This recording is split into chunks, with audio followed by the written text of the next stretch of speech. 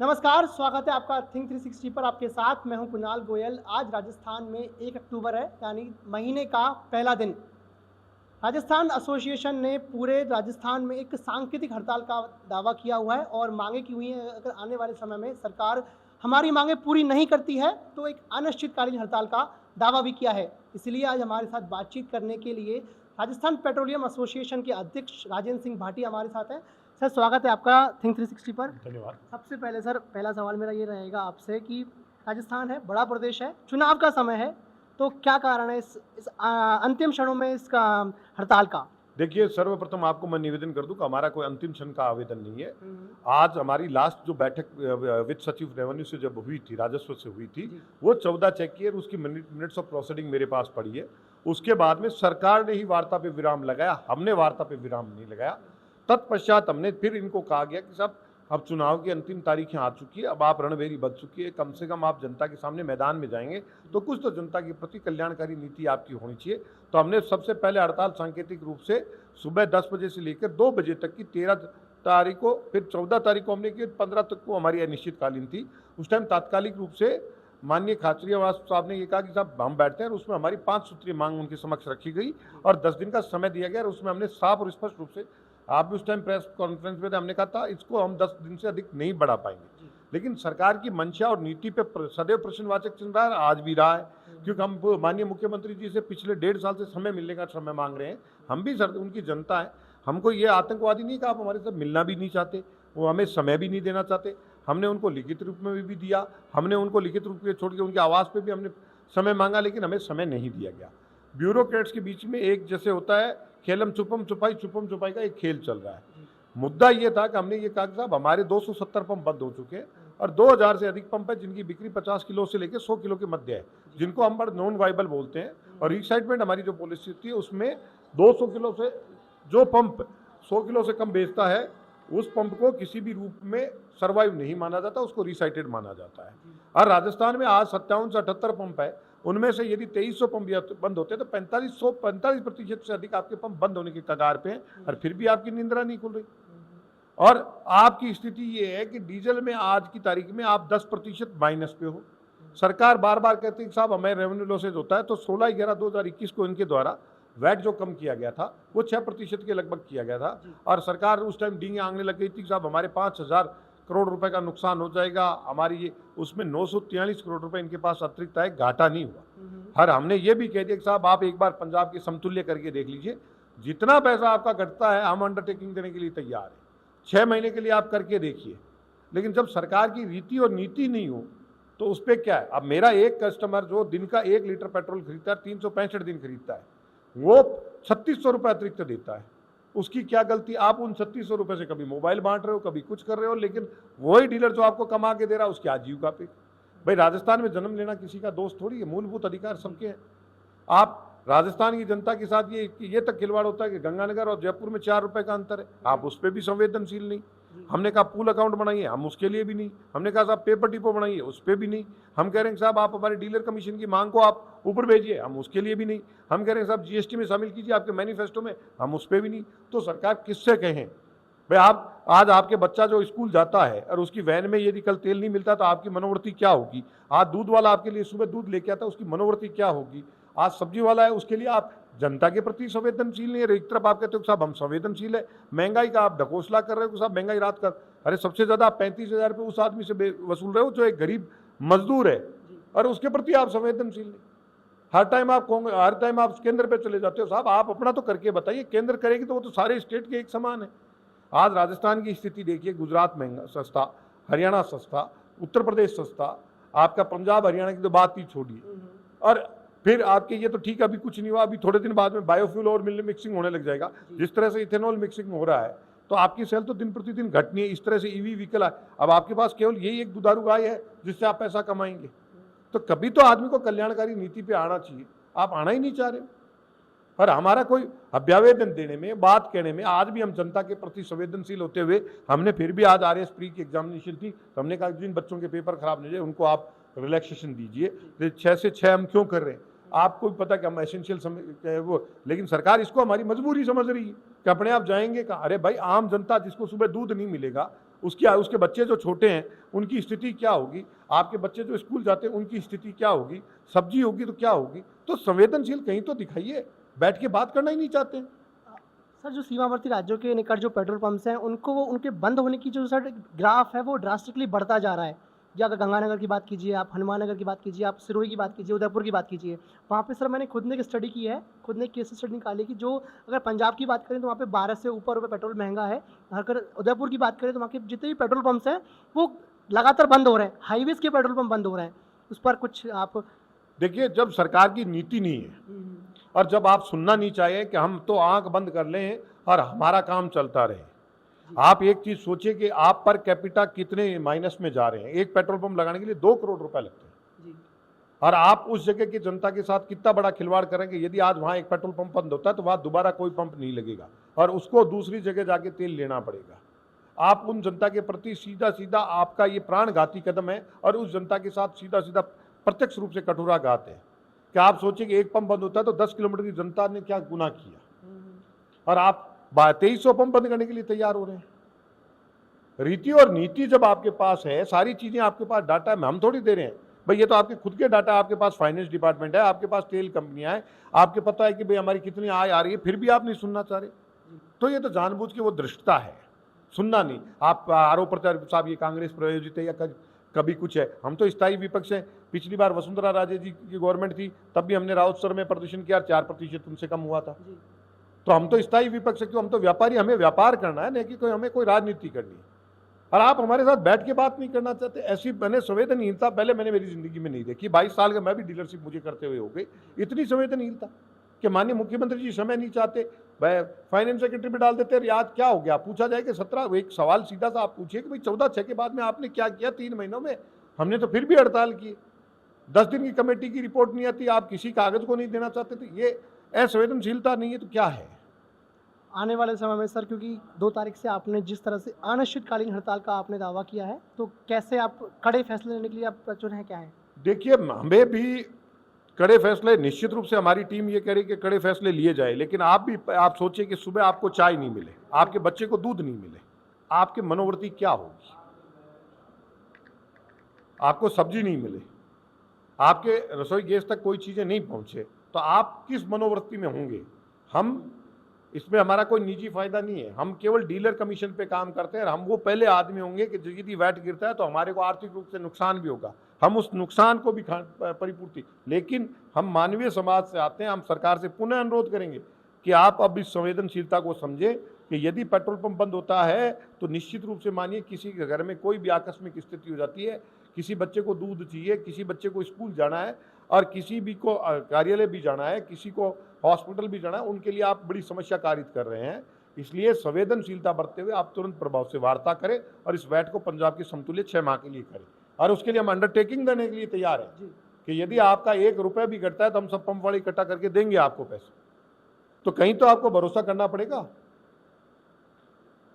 Sir थोड़ी अफवाहों पे थोड़ी सी बात कर लेते हैं। अफवाह बहुत चल रही है कि सरकार 10 रुपये पेट्रोल कम, सरकार ने सेंट्रल गवर्नमेंट ने कम कर दिया है और राजस्थान में भी उस पर मंजूरी दे दी है। थोड़ी उस अफवाहों पे कुछ कहना चाहेंगे आप? देखिए, सब मिथ्या बातें हैं। किसी भी सरकार के पास रेवेन्यू जनरेशन के लिए कुछ जो चीज़ें हैं, आज के टाइम में दोनों सरकारें हैं, दोनों सरकारें अपने अपने पैसा लेती है। देखिए, जिस तरह से पेट्रोल पे राजस्थान गवर्नमेंट अधिक लेती है, पेट्रोल पे राजस्थान गवर्नमेंट अधिक ले रही है, डीजल पे भी थोड़ा केंद्र का इनका 1.5 रुपये का अंतर है। हर सरकार के पास एक दुधारू गाय वो ये कि जो पेट्रोल और डीजल है, जिसपे कोई रोड सेस लगा देता है, कोई कृषि सेस लगा देता है, कोई एक्साइज ड्यूटी लगा देता है, सब अपने घर इससे भरते हैं। और इससे इतना अकूत संपत्ति सबके पास हो गई कि आज के टाइम में हर चीज़ करने के लिए, और कोई उसको छोड़ना नहीं चाहता।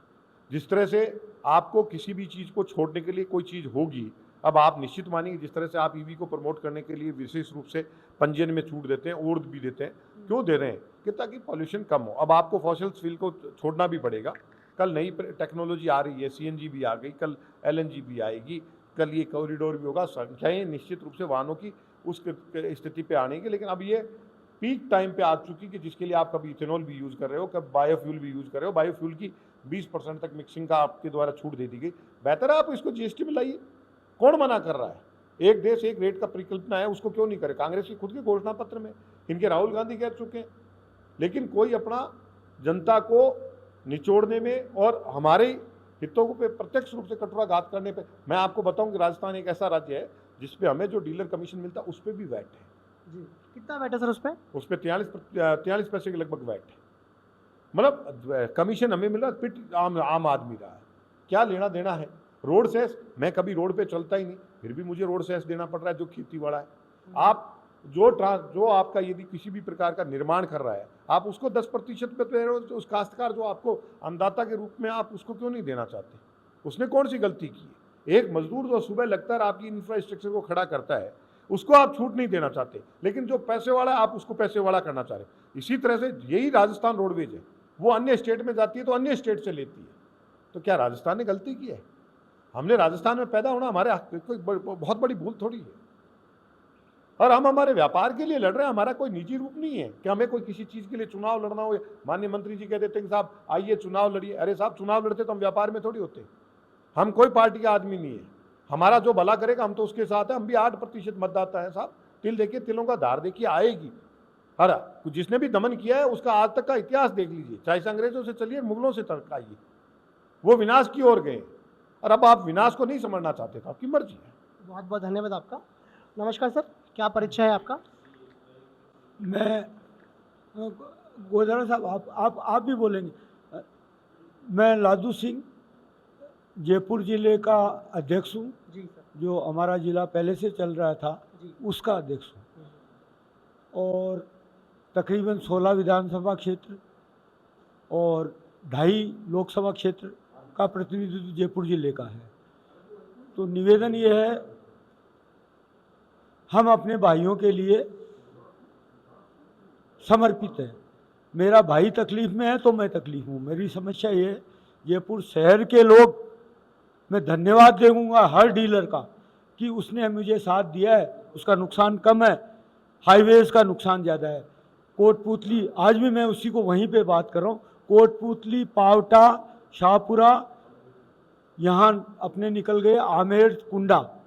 पहले कभी बिक्री नहीं थी, थोड़ी लोकल बिक्री आई, ये आई इंडस्ट्री से। उधर हमारी पड़ासोली, दूदू, आगे तक जयपुर जिला है।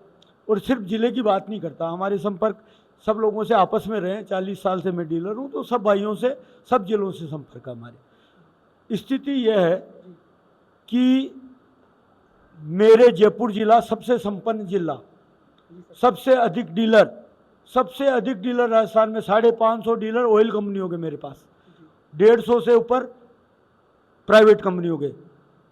तो मतलब 700 से ऊपर डीलर हैं हम जयपुर में।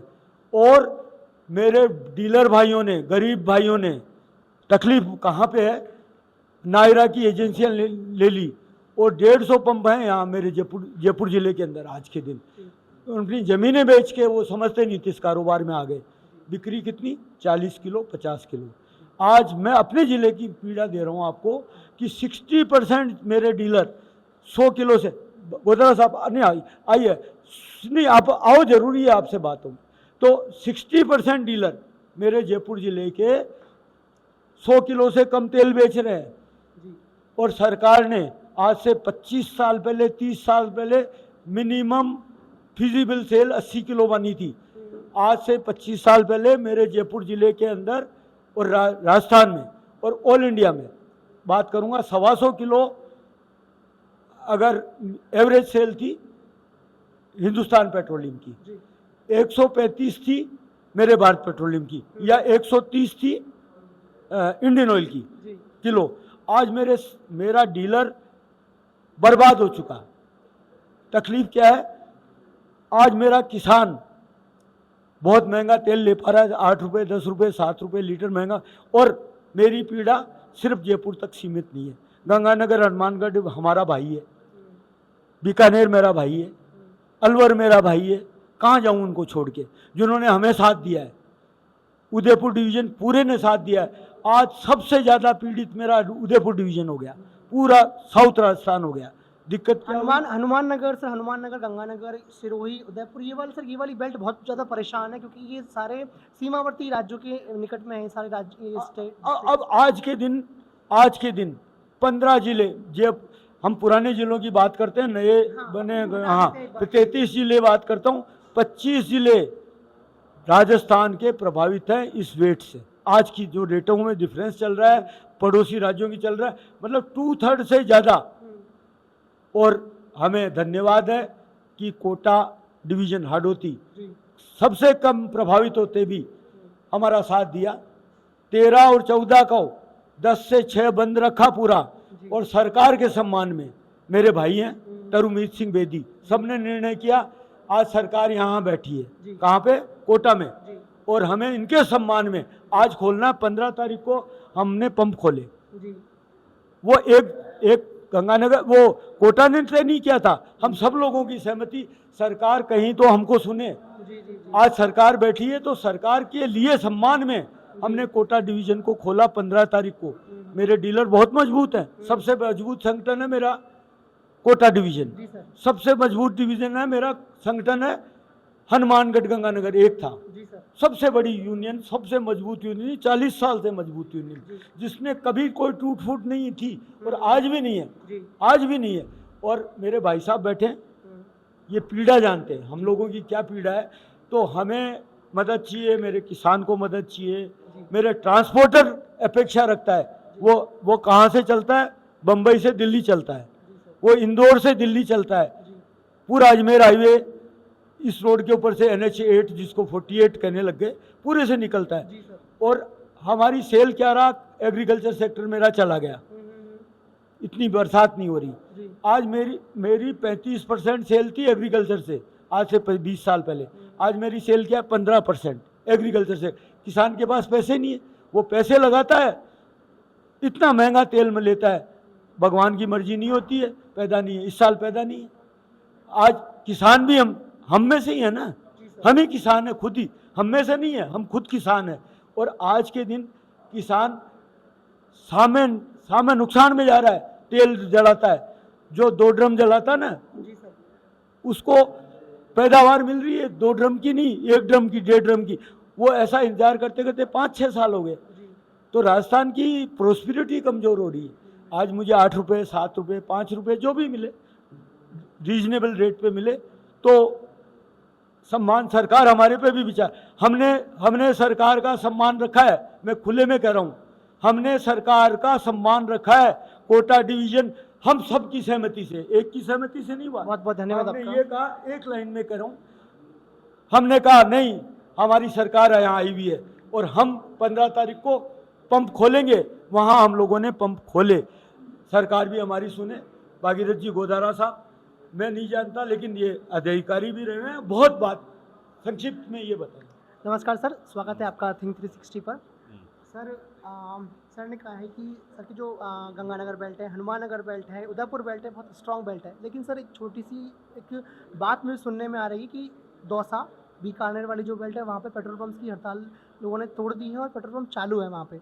नहीं, ये सब अफवाहें हैं। जी पहली अफवाह तो ये फैलाई जा रही है कि साहब ये चुनाव को देख के स्ट्राइक की गई है। जी सर। ये 5वीं बार हमने स्ट्राइक की है। जी सर। ये 2021 के अंदर स्ट्राइक की थी, एक दिन की जी टोकन स्ट्राइक की थी, और उसके बाद फिर 2 साल पहले इंडेफिनिट स्ट्राइक की थी। जी वो फिर सरकार की किसी तरह से तोड़वा दी 2 दिन 10 दिन के बाद में कोई एश्योरेंस दे के।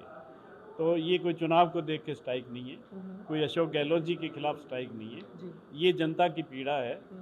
आज श्री गंगानगर के अंदर जी एक भी किसान ये देखो कि जो पीड़ित नहीं हो पेट्रोल और डीजल से। वहाँ पे सारे माफिया अपना पेट्रोल और डीजल ला के ड्रम लेके, दुकानदार जो परचून की दुकान है वो भी अपना पेट्रोल और डीजल लेके बैठा है। उसको को तो मैं अभी आपको वीडियो कॉल वहाँ से फ़ोटो मंगवा देता हूँ। जी सर। अब वो जो माफिया है, वो जो मिलावटी तेल बेच रहा है, कम दे रहा है, सस्ते के नाम पे ला के दे रहा है। अब किसान तो मरा हुआ है, किसान के पास पैसा है नहीं, और इतनी हालात ख़राब है। कम से कम 2000 करोड़ रुपए वहाँ का किसान आपके जयपुर से ज़्यादा पे कर रहा है। जो सरकार चाहे तो 5 मिनट में उसमें उसको कोई एक्साइज ड्यूटी कम नहीं करनी, कोई उसको वैट कम नहीं करना, और एक पूल कर दे तो जो जयपुर में बैठा है और जो इंटीरियर में बैठा है उसको एक रेट मिल जाएगा, और ज़्यादा से ज़्यादा हर आदमी को 10-20 पैसे का फ़र्क पड़ेगा पर लीटर। तो कितना बड़ा जनहित का कार्य हो जाएगा अगर अशोक जी ये चाहें तो। दूसरा ये है कि इससे ये नहीं है कि वैट करने से हमारी सेल बढ़ेगी। जब कोरोना के अंदर सारे व्हीकल बंद हो गए थे, जब पंजाब बॉर्डर सील हुई 2 महीने, हमने 300 litre petrol 3 lakh petrol diesel बेचा है एक महीने में। और वही पेट्रोल पंप है जो आज 40,000 बेच रहा है, 40,000 बेच रहा है। कितने गुना हो गया? 3 लाख और 40,000, 5 गुना करीब 5 गुना के करीब फर्क पड़ गया ना। 5 चौका 20 नहीं, 5 नहीं, 6 तिया 6 गुना सर, 6 गुना 7 गुना है। तो 6-7 गुना आपका सेल बढ़ गई है, तो आपको नुकसान कहाँ है ये बताइए? नुकसान नहीं है, ये सोच है। दूसरा ये है कि राजस्थान का पैसा, जो मैं ये नहीं कहता कोई करोड़ों में, अरबों रुपए डेली वहाँ पे जा रहा है पंजाब डिफरेंट स्टेट्स के अंदर, वो यहाँ पे आएगा तो इनडायरेक्ट बेनिफिट कितना होगा? उस पैसे का इनडायरेक्ट बेनिफिट कितना होगा? आज एक पंप वाले ने महीने के आज उसका कोई खर्चा ही नहीं निकल रहा है, कल वो 10 लाख रुपए कमाता है, वो 10 लाख यही इन्वेस्ट करेगा, उस पर 18% से 25% वैट देगा कि नहीं देगा? ये आपका कैलकुलेशन माइंड सेट है। मनमोहन सिंह जी ने 3 रुपए डीजल पे लगा के भी डीजल को 60-70 रुपए रखा। तो ये अशोक गहलोत जी से कहें, उनसे, मनमोहन जी से कुछ तो सीखें। वो अगर वैट कम करते हैं तो आपका व्यापार बढ़ेगा, आपके यहाँ इन्वेस्टर्स आएंगे, जनता का जो जेब में पैसा जाएगा वो जाके बाजार में खर्च करेगी। वो सारे के सारे ये माफिया खाई जा रही, सारा का सारा पैसा पंजाब, हरियाणा, ये गुजरात, वहाँ पे जा रहा है आपका, राजस्थान का। तो ये सोचने की बात है। उनका सोच अगर माइंडसेट बन जाएगा, और हमें हमारे अध्यक्ष को 2 मिनट दे दे, हमारी टीम को, अगर वो कन्विंस हो, हम उसका पावर पॉइंट प्रोजेक्ट बना लेते हैं, उनके अपने ब्यूरोक्रेट से एक पॉइंट पर हम क्लियर नहीं करें, फेल हो जाए तो हमारी बात नहीं माने। इसमें भी कोई उनको परहेज है क्या? टाइम तो दे मिलने के लिए। तो मेरा तो इतना ही कहना है। बहुत बहुत धन्यवाद आपका। तो एक लाइन हो रही, गोदारा साहब की बात ही कह रहा हूँ। मेरे गंगानगर हनुमानगढ़ के डीलरों ने, पहले गंगानगर ही था, एक बात और कही, सरकार के सामने कही, वहाँ दौरे पे गई तब कही कि हमारे मंत्री, हमारे एमएलए गंगानगर हनुमानगढ़ के बड़े फार्मर हैं। तेल कहाँ से आ रहा है? पंजाब से, हरियाणा से। मतलब मेरे राज का तेल, जो मेरे राज में भागीदारी है, वो तेल कहाँ से ले रहे हैं? बोले आपके एमएलए और मंत्री से पूछो, वो बहुत बड़े किसान हैं। तेल कहाँ से ले रहे हैं? राजस्थान से कितना तेल ले रहे हैं? जी सर, पूछ ही नहीं पाए, सबको पता है। जी आज मेरा जो हमारा नेतृत्व कर रहा है वो तेल वहां से ले रहा है, आम किसान तो बेचारा जाएगा ही, वो मजबूरी में जा रहा है। 1-8 रुपए का फर्क भी रह जाए ना, जी सर, वो राजस्थान से बाहर नहीं जाएगा राजस्थान का किसान। देखिए फर्क तो सर 12 रुपए का, 14 रुपए का डिफरेंस है। देखिए उसके अंदर दो फैक्टर है। दूसरा ये ट्रांसपोर्टेशन रेट का, वो भी बैलेंस किया जा सकता है। बराबर बात हुई, पेपर डिपो की बात है, जी हनुमानगढ़ से पूरा हनुमानगढ़ गंगानगर चाह रहा है। जी सर, तो अगर वो आता तो 4 रुपए उधर मिलते हैं, 3-4 रुपए इधर मिलते हैं। डिफरेंस अगर 1-2 रुपए का रहा, एक का रहा, तो राजस्थान का किसान कभी भी बाहर, ट्रांसपोर्टर कभी भी बाहर से तेल 1-1.5 रुपए को झेलता हो, जी 10 रुपए को वो नहीं झेल पा रहा। ये समझिए। तो ये थे हमारे साथ राजस्थान पेट्रोलियम एसोसिएशन के जिला अध्यक्ष। इनका मानना है कि राजस्थान का रेवेन्यू, जो उनके सीमावर्ती राज्य हैं जैसे मध्य प्रदेश, गुजरात, उत्तर प्रदेश, वो सभी राजस्थान का रेवेन्यू बाहर लेके जा रहे हैं।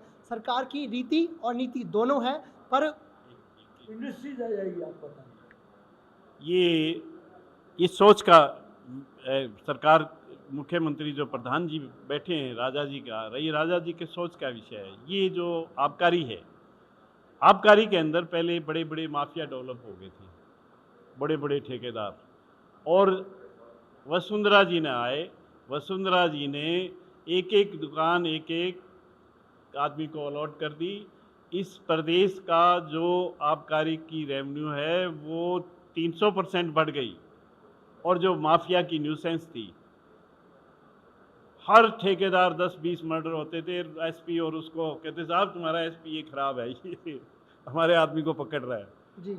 वो न्यूसेंस खत्म हो गई, रेवेन्यू 300-400 गुना बढ़ गई, रोजगार बढ़ गया प्रदेश के अंदर। तो ये सोच का विषय है। नहीं तो पहले क्या है, वो ब्यूरोक्रेट जो बैठे हैं आसपास वो कहते नहीं साहब ये इकट्ठी रेवेन्यू दे रहे हैं, ये इकट्ठा चंदा देते हैं इलेक्शन के अंदर, वो सब चंदा आ नहीं पाएगा इलेक्शन में, कौन देगा। तो ये सोच की बात है। वो चंदा भी आया, दुकान वालों ने भी दिया, रोजगार भी बढ़ा और रेवेन्यू भी बढ़ी। तो ये अब वहाँ पे माफिया डेवलप हो गई, उनकी मार्केटिंग डेवलप हो गई। वो कोई सस्ता थोड़ी देते हैं, शोषण हो रहा है, आम पब्लिक का शोषण हो रहा है, तो वो उससे बच सकते हैं। लादू सिंह जी ने कहा है, उसी संबंध में मैं कहना चाहता हूँ, राजस्थान सीकर कितनी एक छोटी स्टेट है, वहाँ लोगों ने एजुकेशन के लिए इतना मेहनत करके डेवलप किया। आज उस सीकर के अंदर 1000 करोड़ रुपए हर महीने आ रहे हैं हर आदमी की, और स्टेट को कितनी रेवेन्यू मिल रही है। वहाँ पे डिविजनल कमिश्नर का ऑफिस बनाना पड़ा।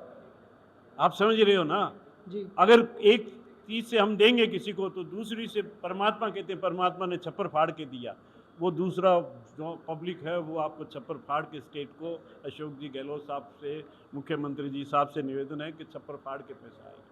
फिर आपको ये लुभावनी इस तरह से आपको रोड शो नहीं करने पड़ेंगे इंडस्ट्री लगाने के लिए। आप माहौल तैयार करिए, आपकी इंडस्ट्री लाइन लगा के, क्यों राजस्थान बड़ा पीसफुल स्टेट है, हर इंडस्ट्रियलिस्ट को पीसफुल स्टेट चाहिए। सारी गुड़गांव की इंडस्ट्री और IT सेक्टर यहाँ पे आ जाएंगे। बहुत बहुत धन्यवाद आप सभी, बहुत बहुत धन्यवाद आप सभी का हमसे बातचीत करने के लिए, हमसे जोड़ने के लिए। तो ये थे राजस्थान पेट्रोल पंप एसोसिएशन के अध्यक्ष, जिला अध्यक्ष और लादू सिंह जी और गोदराज साहब और राजन सिंह भाटी साहब, जिनका मानना है कि राजस्थान की सरकार की रीति भी है, नीति भी है, पर राजस्थान सरकार करना नहीं चाहती है। अब आने वाले समय में पता चलेगा कि एसोसिएशन की मांगें पूरी होती है या नहीं, सरकार मानती है उनकी मांगें या नहीं। सरकार, जनता बदहाल है लेकिन सरकार मस्त है। वीडियो जर्नलिस्ट मालचंद गोस्वामी के साथ मैं कुणाल गोयल, थिंक 360 जयपुर के लिए।